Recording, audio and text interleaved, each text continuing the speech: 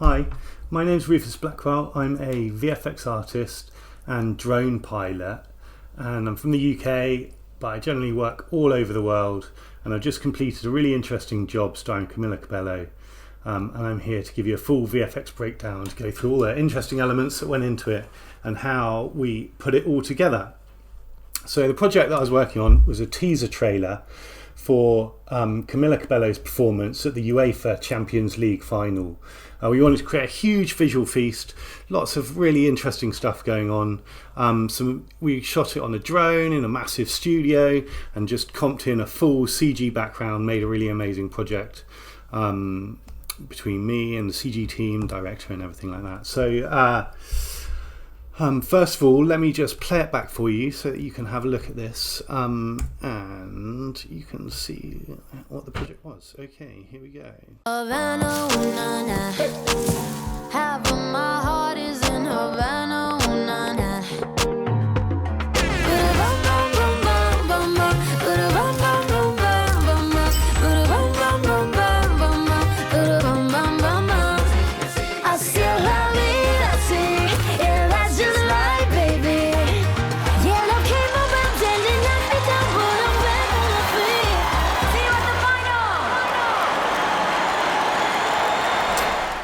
Cool. Okay, I hope you like that. So that was the main project, and then because it was such an interesting, fun project to work on with so many different elements, and because it was shot on a drone, which is just an unusual way of working, we also did a VFX breakdown edit.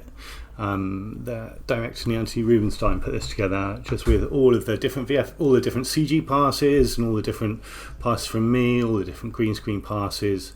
The synthesized mesh that we created to test the camera track and a bit of Camila behind the scenes video, and as you can see here, point of view from the point of view of the drone. So let me just play that back for you and you can have a look at that. Here you go. Going up in the air. Yeah, roll music.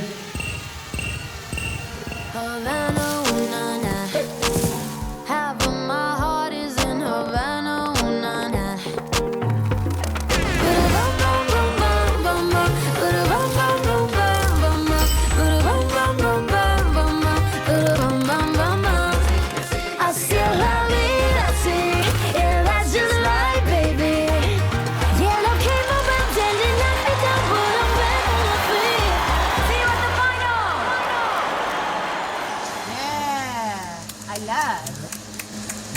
Absolutely love. Cool, there, I hope you like that. Really fun behind the scenes edit for all the elements that went into it. So first of all, let me give you a bit of information about me and why I ended up doing this job. So I'm a flame artist and drone pilot. I mean, I'm primarily a flame artist, but in recent years I've had a kind of sideline in interesting drone projects. So these are some of the ones from my show reel. So I sort of specialize in doing what you might call motion path or aerial hyperlapse videos, which are drone videos where you're creating a set flight path for the drone. So sorry, let me just find, yeah, so something like this. You're creating a set flight path for the drone, you create waypoints for it to follow, and you create a point of interest. So in this shot here, the point of interest would be around here somewhere. And like for example, with one like this, you can do a day to night transition by following the same flight path once in the day, once in the evening, once at night time, and doing a sort of clever transition between the two of them. You can see a bit of time lapse on a video like that. So just all sorts of interesting different drone techniques, and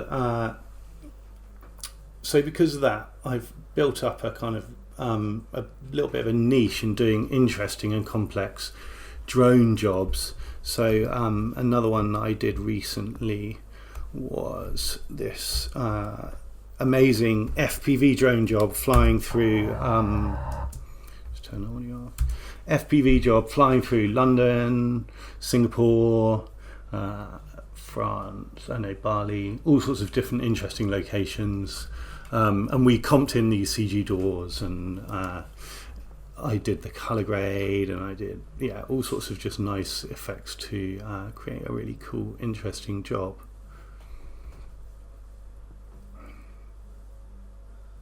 India.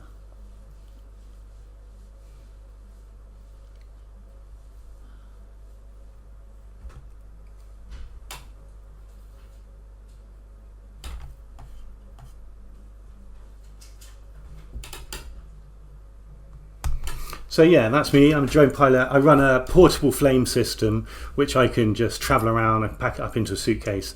Before COVID, I was flying all over the world, or between UK, a lot in Southeast Asia, Singapore, Indonesia, Vietnam, doing interesting jobs. So this is a portable system. This isn't actually my studio. This is just somewhere that I've set up temporarily to record this.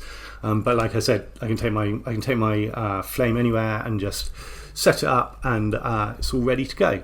So let's get on with the main part of the talk and talk about the job. Okay, so let me take you through the main body of the project. It's a really, really interesting one because they wanted to shoot it with an FPV drone. Okay, so an FPV drone is a drone where the pilot wears well, rather than controlling the drone just in normal method and looking at it on a little screen and watching the drone up there, the pilot actually controls the drone from first person point of view. So they're wearing VR goggles. They're having to fly the route manually, trying to follow the same flight path each time, while also avoiding hitting the lights in the studio. Yeah, so it's an amazing piece of kit. Luckily we had a cracking drone team.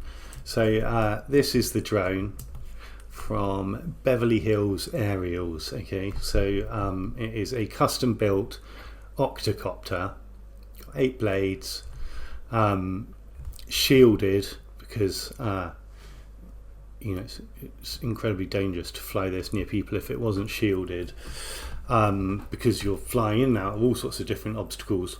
Tricky for the pilot because the pilot can only see what the camera, the pilot can only see forward, so you have to have spotters warning them if they're going near anything.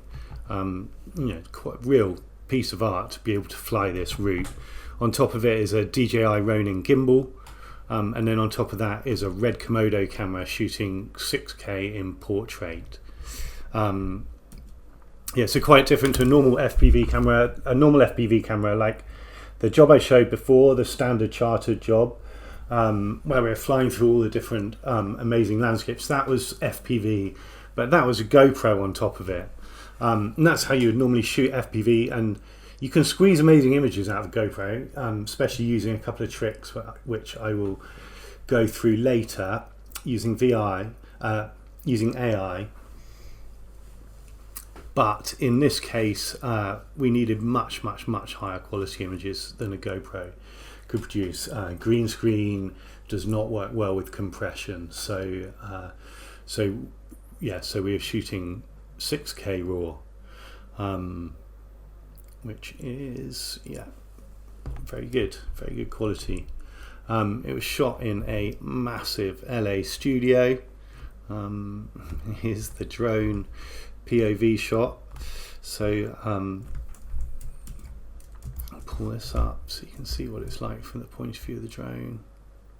Roughly the sort of thing that the pilot would have been seeing too. So there you go. Wow, what a piece of kit. Flying right up into the rafters, right up into the lights, and right around Camilla. So it's a really complex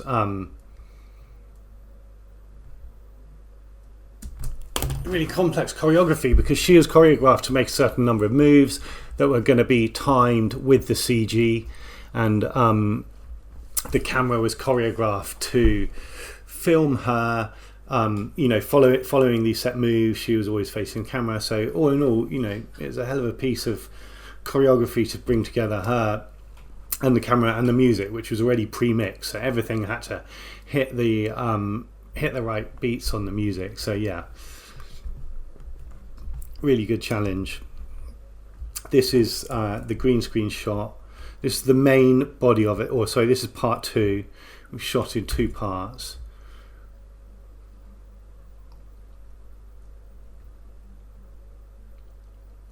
And that's all, yeah, beautiful 6K raw, good green screen.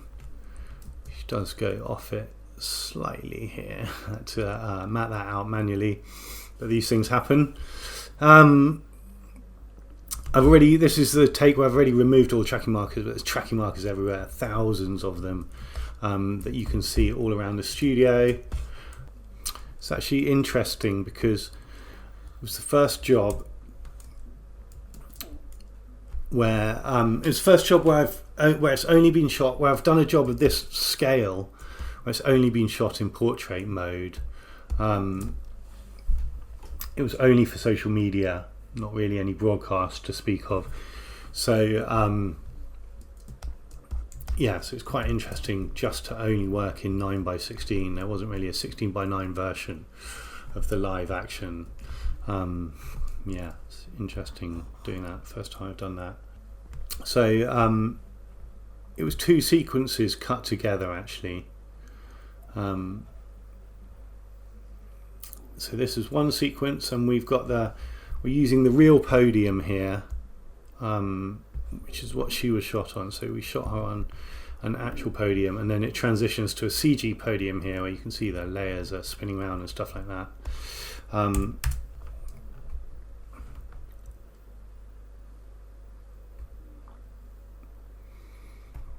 So the spin transition like that, just using the colour of her dress to smooth over it. So her dress starts to change colour there, changing it from blue to pink there, and then I'm changing the pink dress from blue to pink also, and just doing a little transition, lots of motion blur in there, bit of warping to match the position and stuff like that. And it kind of worked okay. We had some covers, we had some plans to cover us in case there were problems.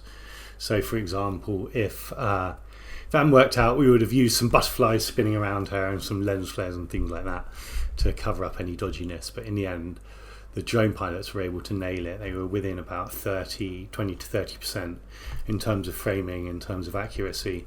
And I was able to make up the rest just by doing a bit of warping and a bit of repositioning and just a few cheeky little tricks to match them out. And I think the spin transition works really well.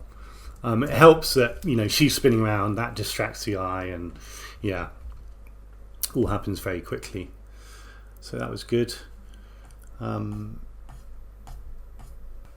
So in terms of planning of the shoot, we had to make sure that everyone was on the same page.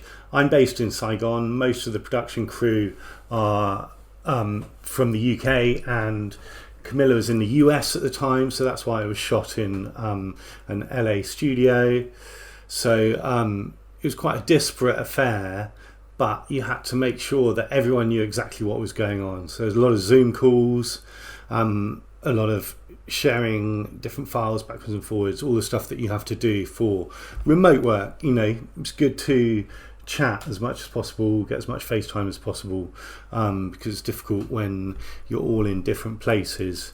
I hadn't worked with the CG house before, so it was really important that we made sure that we knew exactly what was going on and how the different roles would be assigned.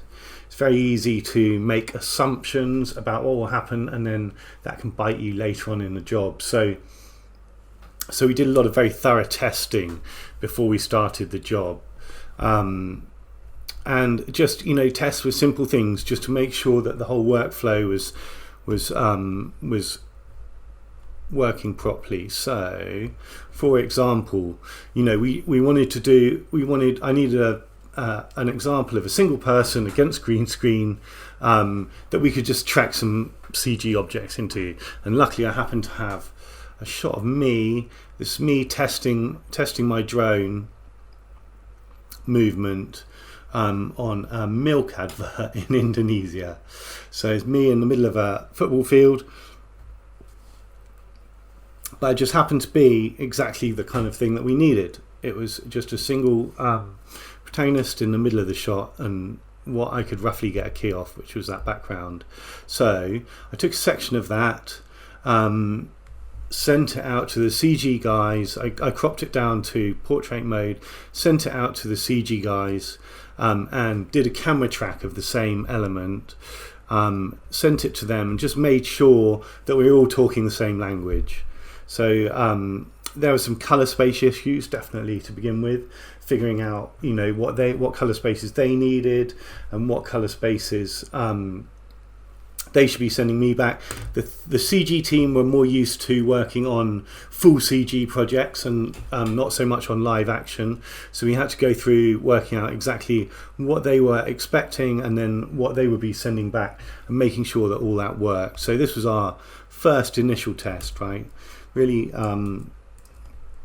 simple but just quite fun initial test, because it just allowed us to track in a ground plane, track in all these different CG elements, see that they're all working. We could immediately see that there were some layering issues there, right? So that was fine on their end, but when it was coming through as separate layers on mine, some of these front layers were baked into, so basically, you know, the balls were one layer, but in some cases they need to go in front of the butterfly, some cases behind, so they then had to split it up into different layers, and, you know, all the kind of usual stuff that you have to deal with when you're dealing with different elements at different 3D depth.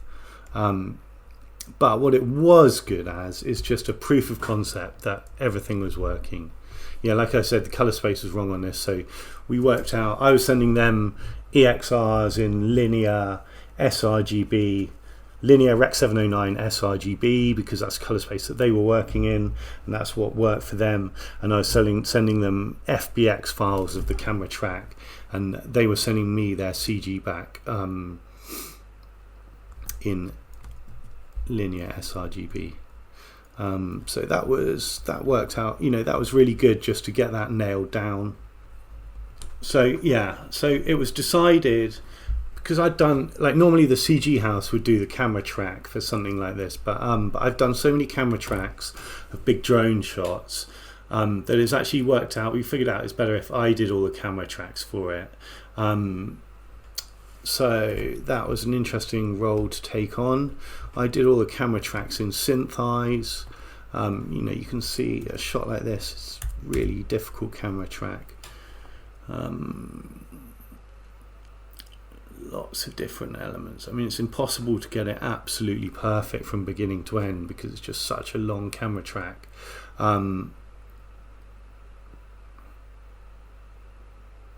But what you can get it is good enough to work for what we needed. And yeah, so these are all the different tracking markers. That's SynthEyes representation of all the tracking markers. You can see, like, there's double tracking markers here because that's the tracking marker that gets caught on the first time round, and that's the tracking marker that gets caught on the second time round, right? Because it's a full 360 degrees. So you can see that there's a slight difference in their Z depth, and that's to be expected. You can expect it to perfectly manage that. Yeah, I follow a slightly weird workflow on this. I'll just take you through my workflow. Okay, so I get the original camera files, which come in log. I then go through Neat Video, which just cleans it up really nicely.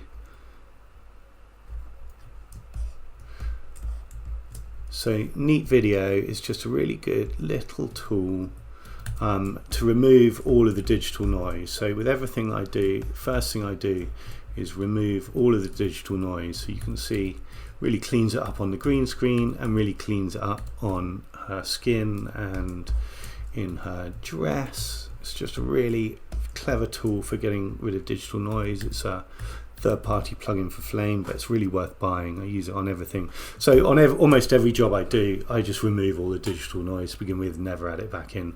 I don't see any aesthetic value to digital noise. So for me, I just kill it as soon as possible. Then, once I've put it through Neat Video, I exported it out, stabilized it in warp stabilizer in After Effects. I always stabilize my drone shots that way. It just takes, there's always some weave and jitter in a drone shot, so it's always worth just stabilizing it. Then once it's stabilized, I put it, so these are all 6K shots, right? I'm stabilizing it, then I bring it back in, then I run it through Video Enhancer AI, which is another little new AI program that you can use for up-resing images. So it upscales images without losing detail. It's a really amazing tool for if you had like a low-res video that you need to make 4K. It's a brilliant tool, but in a case like this, it just adds a little bit. It doesn't add a huge amount, but it just adds a little bit. So I was taking the 6K images, I was bumping them up to 12K, or 11,520, as you can see here. And then I was pulling that 12K back into Flame. Okay, so you've up-resed it to 12K. It's got a really nice bit of extra detail in it, cleans up some of the edges. Even though, it was a Red Komodo, really, really good camera, when you get really close in, you can still see some sort of weirdness going on, and this cleans that right up. And then you pull it back into, so you pull the 12K images back into Flame, bump them back down to 6K to the original resolution.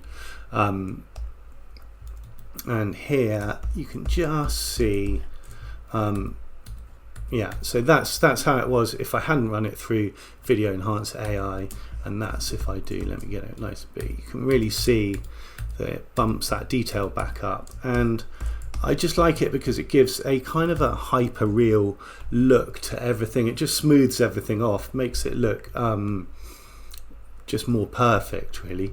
So I feel you can really see that in the edit, just in shots like that. If it wasn't going through Video Enhancer AI, it just wouldn't look quite like that. It gives it a really lovely feel.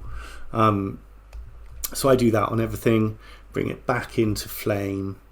So let's talk about color spaces.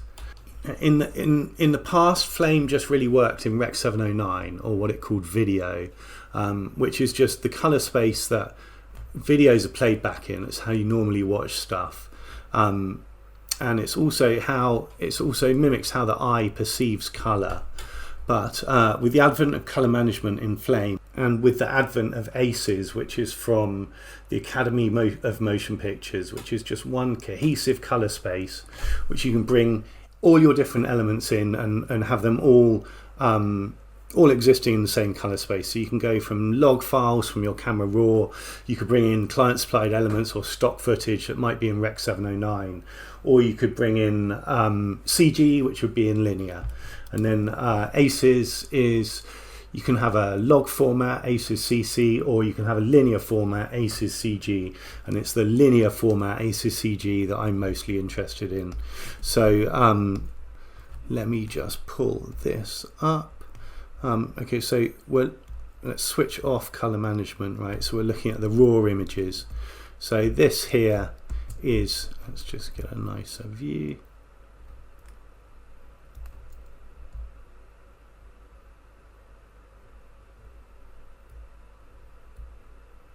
So this is log, this is how the camera films it. This is a format designed to give you a really high dynamic range, so that you're not blowing out the highlights or crushing the blacks. So you get everything that you need with a high bit rate, and yeah, it's designed to get beautiful images. Then we've got Rec 709. This is just how your eye perceives it. Okay, this is how it should be. Everything's looking nice. It looks sort of natural. And then we've got ACES, which, okay, so this is ACES without any color management applied to it. Now it looks really wrong, but actually ACES is working with colors in the same way that colors exist in nature, or light exists in nature. Okay, so our eye compensates for the dynamic range in nature. And it means that when you're working in Rec 709, you're working in an imperfect color space because the light is not moving around the way it would naturally. So with ACES, you get a much more realistic color space. So in reality, the difference between the highlights and the shadows are way further apart than our eyes perceive it. But if you want to work photographically, it's much better to work with a linear color space, a more natural color space. So let me give you an example of why you might want to do that. Something like defocus, classic photographic process that we have to mimic in post.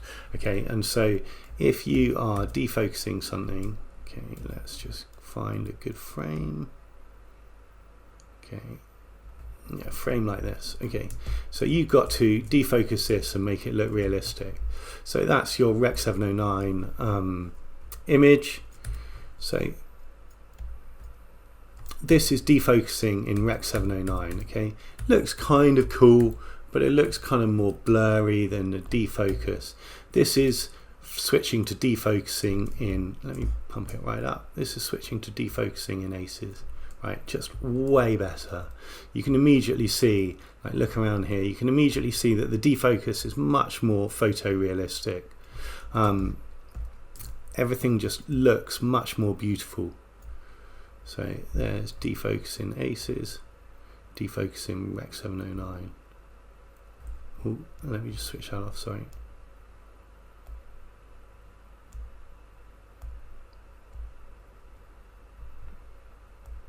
Defocus in Rec 709, defocus in ACES, way better. Love it.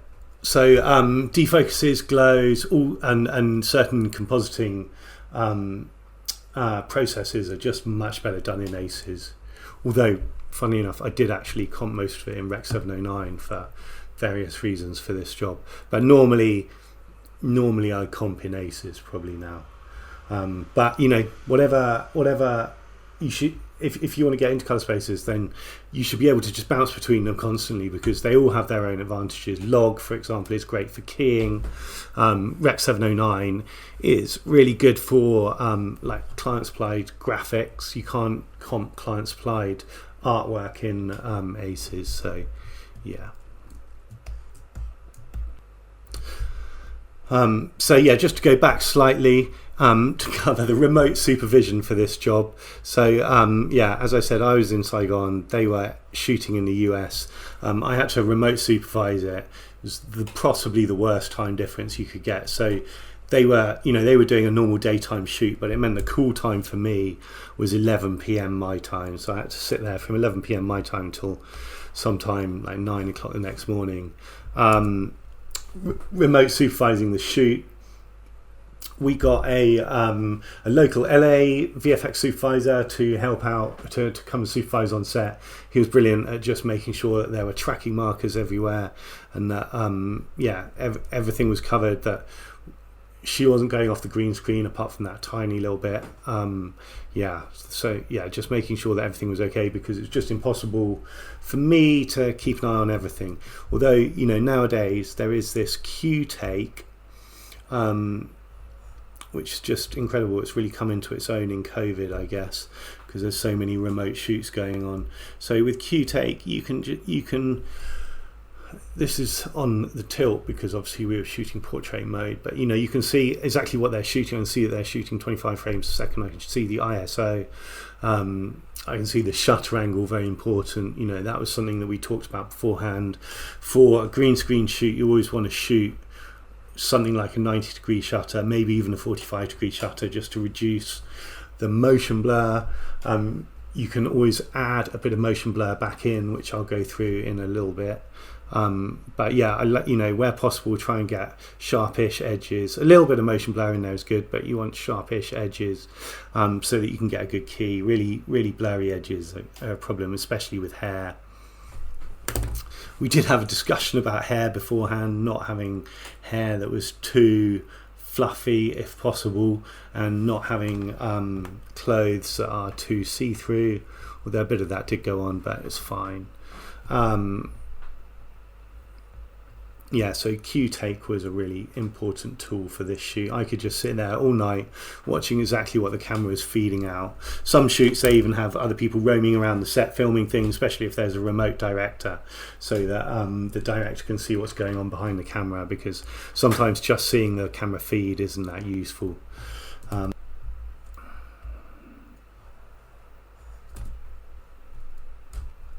Interestingly, on this job, I've never actually met any of the people I work with on this job.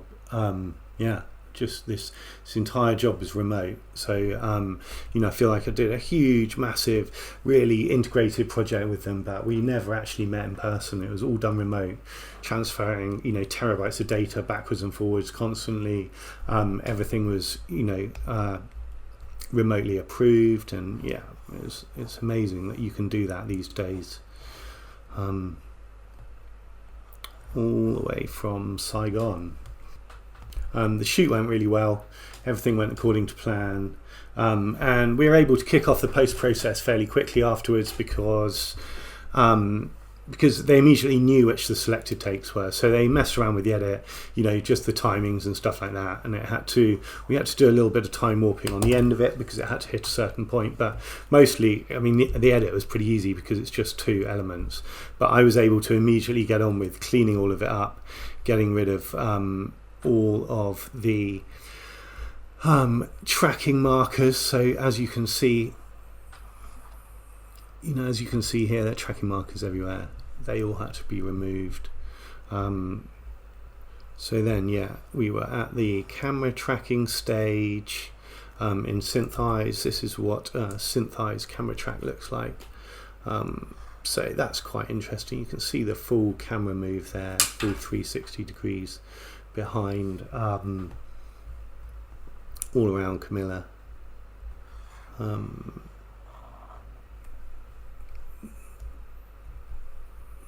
There you go, those are all camera tracking points. Pretty full on camera track, but I worked out fine. Camera tracked it really well. Even, yeah, so again, slightly weird way of working, because I was camera tracking the stabilized images, right? If I didn't camera track the stabilized images, then there's always a bit of jitter and weave in the drone shots, and you end up with that baked into the CG, and then you have to stabilize the CG and the live action. It's just a really inelegant way of working, but it's not perfect for camera tracking, because camera tracking, you really want to track the original image, right? You want to make sure that you are tracking, you want to make sure that the camera track has all the information, because at the same time as camera tracking it, it's analyzing the lens and distortion data, right? And if you're essentially stabilizing it, which is wobbling it by unwobbling it within the frame, that messes up the camera tracker's understanding of the lens distortion data, right?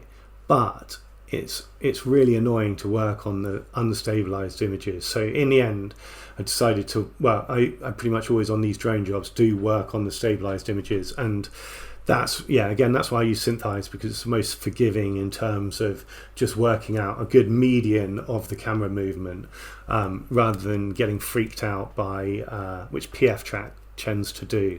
If it's not perfect, it gets freaked out, whereas SynthEyes seems to be a bit more forgiving in that situation. So that's my camera tracker for the moment.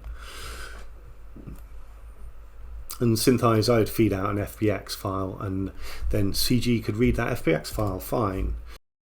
Yeah, so another reason that I wanted to zoom all of the images up, work 6K, and also pump it up through Video Enhancer AI is because at the beginning of the job, the client, okay, hang on a sec, let's just have a look. So this is, here you go. This is the setup for the job, quite a big setup, organised into live action part 1 CG, part 2 CG, part 2 live action. So to begin with, when we did the offline with just the green screen, I guess this is the offline here, the client wasn't very happy about Camilla being not very big in frame. So we had to zoom Camilla right in, right? Because the client wanted to see more Camilla. Now we all thought that was a bit of a shame, because we thought that once the CG elements were in, it would populate it and make it look more beautiful, and that's exactly what happened. So once we got all the CG elements in, you couldn't see what was going on in the CG. So then the client agreed to pull back out again and allow all the CG to come in. So it ended up being what we wanted. So all the CG came from Roast Studios, and the art design was from Warb Art. They did an incredible job with all of these amazing elements that they produced. So there's a lot going on in here. You can see that this is what we actually rendered in CG, but actually this red bit is the end of frame. So is the edge of frame. So we did zoom into it quite a lot.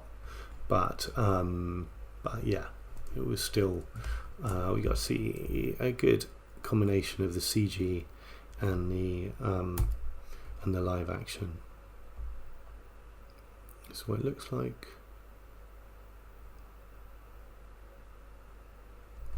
So all the CG elements there, well, yeah, just a sort of mixture of resolutions depending on what was needed. You know, something in the background that's defocused doesn't need to be 6K, but Camilla does need to be 6K. Sort of whatever was needed was used. Quite a big setup. So I didn't want to make everything 6K. Okay, so the green screen. This was a hell of a green screen key. There's a lot of different elements that went into it. Let me just have a look here. So yeah, so full on green screen. You know, there's a lot of cleanup, a lot of different textures, a lot of different colors. Her dress is going across the crease there in the green screen. There's a lot to do. So what I did was I broke it up into sections. I tried to figure out which would be the difficult bits and gave each difficult bit a different section. So it ended up being split into 6 different sections. So rather than for part 1, I was able to do just one key for the whole of part 1, because it was just one shot going, you know, one shot moving in on Camilla, right? It's a tricky key, but it's not impossible to do in one shot. I don't think I would have been able to do this as one key. Would have just been too much. So I broke it into 6 separate keys. Each one. So I'm using that to just render the elements. So this was frame 314 to 469. This was 271 to 334. So you can see there's 20 frame overlap between them. So I would just do one key that was perfect for that duration, and then in the last 20 frames I would use this action to blend between the different keys. So this is just yeah, those are the front elements pre-multiplied against black. Those are the green screen element. Sorry, those are the matte elements, and they're all just feeding out. And you can see that you can see where the transitions are. So it wasn't perfectly equal, those 6 sections, but you know, that's a difficult bit, that's a difficult bit, that's a difficult bit. That's how I sectioned it up.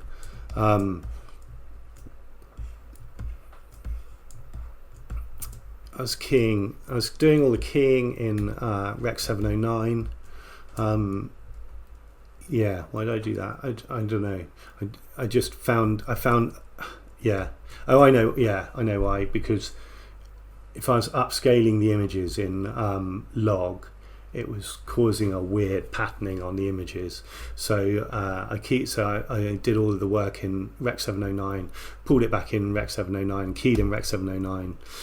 I love the 3D keyer. That's what I was keying with mostly. So this is 271 to 334. So let's just look at frame 300. Yeah. So as you can see, lots of imperfections there, but the edges are correct. Then it was going out to Didi, my brilliant roto guy, and he was doing roto. He was doing fill rotos and hold out rotos.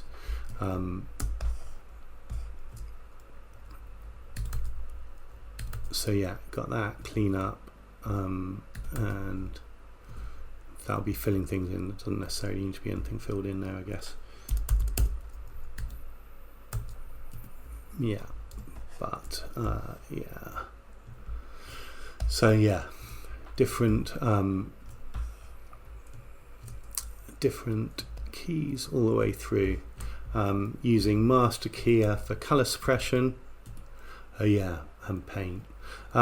Yeah, so the master keyer for color suppression, just color suppressing the green. I don't normally use paint on green screen work, but this definitely did need it, and so there was a lot of yeah, because there was a lot of see-through elements, so they just need oh yeah, so here we go, lots of see-through elements that just needed to be painted where they're going into the green, and especially where there was motion blur. That just helped a lot with, because the pink dress was getting dark edges. Worked really well.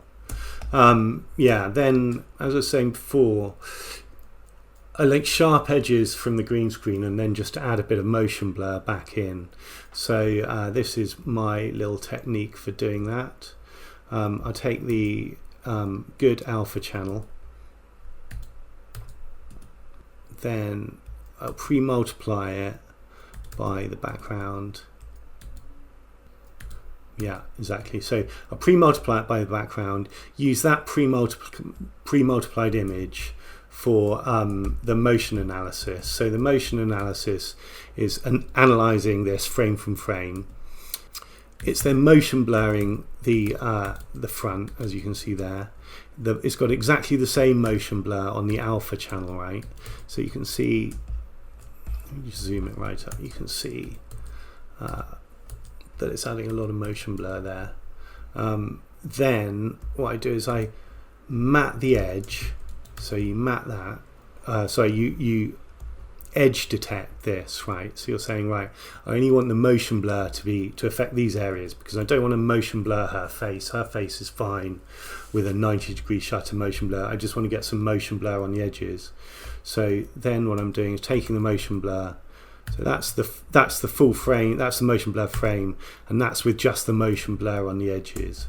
Okay, and it just means that when you comp her, when you look at the output in the main comp up here, you can just see that you get this nice motion blur on the edges. It stops it from looking dodgy and stops the dark edges and stuff like that. It just gives you a real natural motion blur. So all of my green screen stuff always goes through that process. It's a really good process for adding motion blur. Incidentally, I'm also doing that with these, but adding motion blur over the whole thing, because these were coming in with no motion blur. So all of those CG elements would be separate, and I'd be adding motion blur to them. So let me go through. Yeah, most of the CG elements, I wasn't adding millions of different passes this time. We were just getting it right. They were just getting it right in CG, and then sending it to me as a beauty pass. And yeah, that was fine for me mostly. I think I had to, some stuff I might have had to have asked for some separate passes. So they were sending me ambient occlusion, beauty, diffuse, post-processing, which was, I don't know what that one was, but anyway, it was sort of useful. Reflection, refraction, shadow, Z depth. Yeah, all of the usual kind of things that come from CG. Yeah, I don't think I ever used this. I did use the Z depth for some stuff, yeah. The Z depth was useful, but for a lot of the stuff, just the beauty pass was fine. Okay, so that brings you up to speed on all the prep and then all the keying and the live action and the CG, bringing it all in. It all comes into this one hero action node, which has got all of the different elements being brought together. Actually, quite simple here. It's not not too difficult. We've just got her, part 1 background, part 1 foreground, butterfly elements and podium shadow. Not a huge amount of different elements. I was trying to do everything, trying to do all the combining of elements before this and then caching them off so that it wasn't terribly slow here, which as you can see, you can just about scrub through it. It doesn't kill you to scrub through it, because everything up to this point has been cached off. So as you can see, that's cached, those are all cached, everything is cached. I'm a big cacher. So then after that, I do a few little tricks to make it look nice. So this is one of them. That's part 1. Let's look at the part 2 one. So this is what I call glow. This is just taking the CG elements and adding a bit of glow to the taking the live elements and adding a bit of glow. This is just replicating the imperfections of a lens, so that a lens always has a bit of glow around it. And that's what they're doing here in the CG. You can see there's some glow coming off that. So you need to make these foreground elements sit in with the background elements, and that's just one way of doing it. So you have the glow from the elements, but then the more important one is this background glow coming in back over her. So let's just find a frame where that will be important. So for something like that, where she's going across the light, right? So that's frame 595. I was actually working over the length, so we want to go to 595 plus 75, and there you can see, it just brings that light back in over her and makes her sit into the frame. There she just looks cut out in front of the light. That brings her back in. That's called light wrap, but this is my own little one that I made up. Again, okay, so comping in Rec 709 here, but then I'm switching over to Aces for all of these glow tasks, right? Because glow in Aces just looks so much nicer than glow in Rec 709. Again, because you're trying to mimic an actual photographic process, so you want to work in a photographic color space like Aces. Then I just did a little vignette, just bringing exposure down on the edges. So that is just because again, lenses are imperfect. You tend to get more light coming from the center into the center of the frame than you do at the edges, so you just stick a little vignette in there. Just another note, on this cup, that's also got some glow on it, so that was a CG element that came in. It looked really nice, but it just needed that little bit of glow on it. So I added that, but again, I added that before it was comped into the main comp, so it could be cached off and would not take up so much rendering time. Okay, so I did a little bit of chromatic aberration. So chromatic aberration is where you let me just whack it right up, take it to somewhere like this. So that's what chromatic aberration is. It's just imperfections in the lens, where towards the edge of the lens particularly, it tends to refract the light. So for something like this, where you got CG elements where you want to make them look like they were shot with a real camera, it's good to add a little bit of chromatic aberration. But the trouble is with chromatic aberration is if you notice it, you've done too much. So you just want to do a little bit at the very corner of frame, and hopefully imperceptibly it will make it look more like an actual camera element.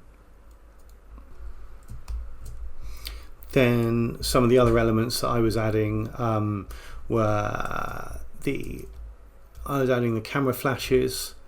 I was adding the camera flashes in the background. I was using some stock footage of actual camera flashes to generate it, and then repeating it and offsetting it. Sort of end up being quite a convoluted process, but it gave me, I don't know, the camera flashes that I wanted. They looked a bit more natural than generating them in a computer. And then I was also adding these stadium lens flares. So it's quite useful because the CG house were able to, they were making the stadium, but then they were able to send me back the FBX with little axes at each point where they put these lights, and then I was able to add, they had lights in there, but I was able to add big lens flares in there. And that was just, and then I had to time warp it just to slow it down at the end so that you could see the lens flares in frame. They wanted the lens flares, sort of framing it at the bottom. And then this was all created by Anthony, our director. Really nice little beautiful end frame.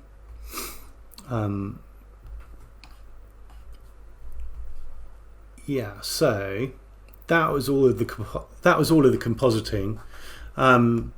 Then we get onto the color grade. So I color graded this in Flame, and I love color grading stuff in Flame. In the process of learning all the color science to work with ACES, just from a CG and compositing point of view, I've also learned to color grade. So now I color grade about half the jobs that I work on in Flame. For something like this, it's really great to be able to color grade because it's a really nice way of just bringing everything in together.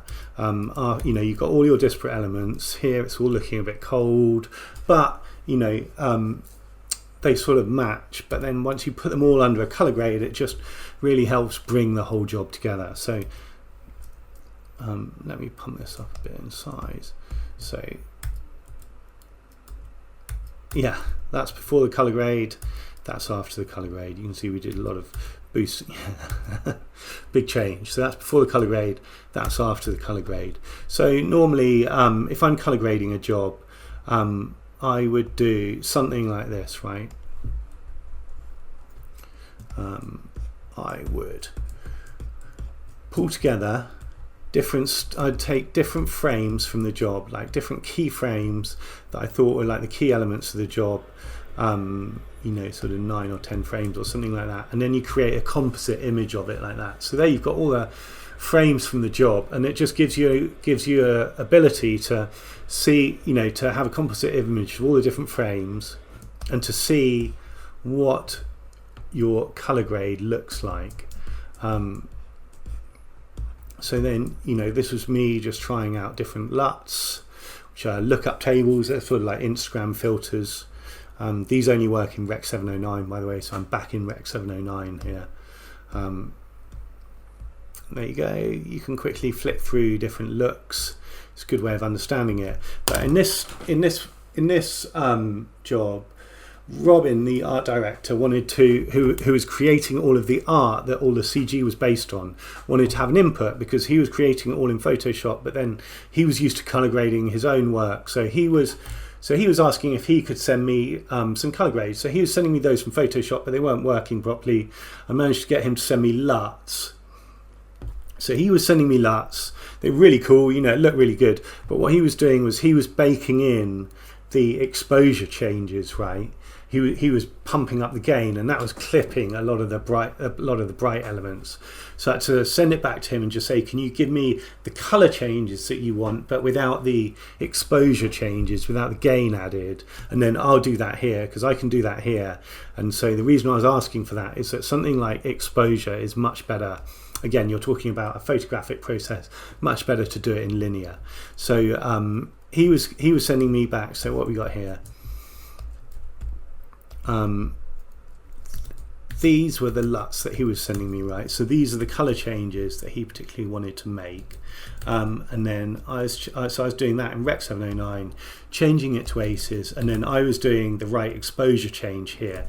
But let me just give you an example of why you want to do exposure changes in ACES. Let's get difference matte up. And okay, so this is in Rec 709, right? This is what an exposure change in Rec 709. You can see the whole thing goes nuclear. Looks really ugly. This is an exposure change in ACES, right? You can see that it's just much more photographically correct. I mean, it doesn't look good, but you can see that that's much more what it looks like if you overexpose a digital camera or even piece of film to some extent. It's just much more photographically correct. You're not clipping, you're just pushing it right to the edge. So that's why I wanted to do the exposure changes in ACES. So then from the comp, I was also pumping out a map of her and the stage, like everything that was real, all the live action elements. I was then, because the LUT that Robin had created was having an effect on her dress, right? And anyway, her dress was looking a bit weird in the comp. It was looking a bit weird in the comp. Anyway, that dress is supposed to be pink, so I was keying out her dress, creating a soft edge for it, then multiplying it by the matte of all the live action, and then that was just allowing me to change her dress like that. And you can just see that that's much more what the clients wanted. Did that change her dress? So that was good. And again, that was happening in ACES. I was working master grade in ACES. I'm using that more and more for color grading now. It's a really nice tool, a really nice way of working. You've got lots of colorist tools down here, and exposure, and just general good tools for messing about with colors. If you're working in ACES, it's a really good way of working. So that's good. Then we got color management, taking it back to Rec 709, because all of this is going to go out to social media. You want everything to finish up in Rec 709. So that was just making some changes to her dress, making it pink, and I think it looks really nice. It's just some final changes.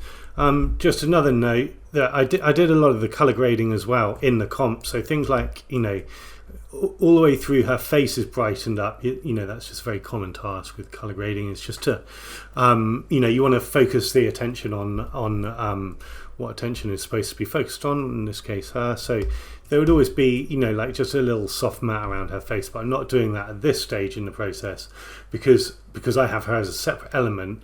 I can isolate her earlier on in the project. So yeah. So that's it. Once we come out of there, we just go back to Rec 709. The color space that's going to be broadcast in, that's what you'll watch it on in YouTube or Instagram or Facebook or wherever you watch it on your social media. That just finishes it all up, and then that's it. That's it finished. I hope you enjoyed that. It was certainly a challenge for me doing this job. It pushed me to the limits of what I can do on Flame, and it was a really enjoyable job, and I hope you enjoyed watching it, and maybe learn something. Okay, cool, cheers, bye.